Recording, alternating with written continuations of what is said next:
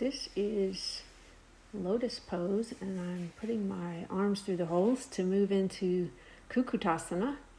These are some of the poses that are described in the Hatha Yoga Pradipika, which is one of the texts that we look at to understand the practice of Hatha Yoga. It's around 500 years old, but nobody's really sure. So the interesting thing is that a lot of the poses that we do now aren't described in that text. This is peacock pose. Can be done in different ways. This is with lotus and then straight legs. And this pose is really good for strengthening your core, spine, digestion, but also just building the inner fire. So it's healing and purifying the physical body in preparation for some of the meditative practices. Here I'm going to show you scorpion pose, which is not really a traditional Hatha Yoga pose. It's probably more related to gymnastics, but the Hatha Yoga Pradipika does talk a lot about inversions and the benefits of going upside down, just getting the navel over the head, or this fire of the digestive organs inverted as a healing practice to move lymph and blood. Okay, and then I'm going into wheel pose, and in this pose, opening the front of the spine. Backward bending is not really emphasized at all in the traditional Hatha Yoga practices, but it became popular later on with masters like Iyengar and Krishnamacharya, especially Iyengar, Dharmamitra. Backward bending really helps heal the spine.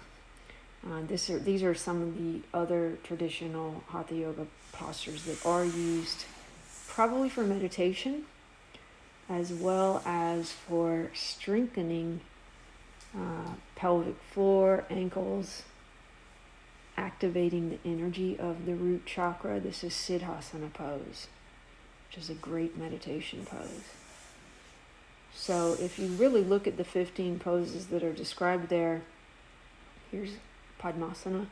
You see most of them are like this, seated poses. Now I'm showing you camel and some of the variations of camel. Like I was saying before, backward bending poses are excellent to strengthen and align the spine. Iyengar mentions that in his book, Light on Yoga. And they're also healing to the organs, to the digestive tract, and any stagnation there. So some of the poses like floor bow are really good for the digestive tract. This is a strengthening exercise, strengthening the thighs, pelvis, hips. An excellent strengthening exercise. And then in this final variation of camel that I'll show you here, reaching back with the arms, this is going to help open up and emphasize especially the thoracic spine, the upper back in particular, and some of the organs there like the lungs and heart are going to benefit from this type of backward bending. And also the rotator cuff. This is a nice strengthening exercise for the rotator cuff, although I wouldn't use that as a strengthening exercise unless you were pretty flexible in your spine. But there are some modifications of that allow you to still benefit from that arm position. So here I'm just showing you